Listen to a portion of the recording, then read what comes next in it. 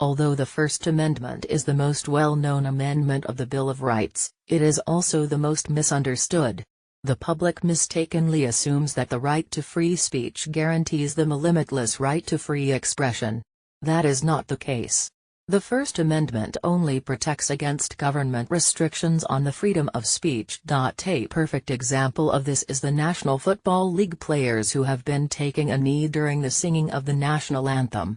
They and their supporters justify these actions by claiming they are protected by the First Amendment.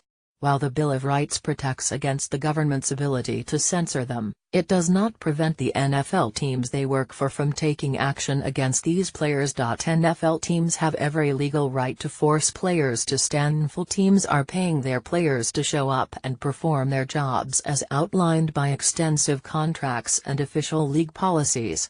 The NFL uniform policy includes incredibly specific requirements such as when players are allowed to untuck their jerseys, what color socks they can wear, and even the length of the towel allowed to hang from their pants. If a player decided that they didn't want to wear their uniform in accordance with that policy, they could suffer legal repercussions and fines. The uniform policy severely restricts players' rights to self-expression, but players have consensually agreed to those restrictions by signing their respective contracts. If team owners or the NFL itself wanted to insert a clause or institute a policy that required players to stand on field during the national anthem, that would be legally enforceable. In other words, the First Amendment does not protect these players from violating the terms of their contracts. First Amendment protects against government discrimination, not private action. Those that support the NFL players kneeling need to understand that at no point have these players been under threat of force from the government. Even President Trump's contradictory tweets are not infringing on these players' free speech rights. Tweets, by themselves, are not a government action. True government censorship of these acts of protest, where First Amendment protections would apply, would look very different.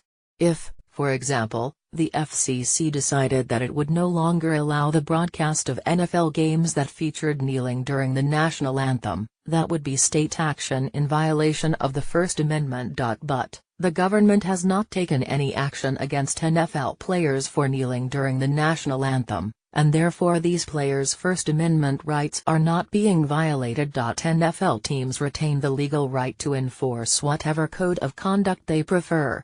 The issue of whether or not they choose to force their players to stand during the national anthem is entirely up to them. Image of the New England Patriots kneeling during the national anthem before a game against the Houston Texans at Gillette Stadium on September 24, 2017 by Jim Rogash / Getty Images.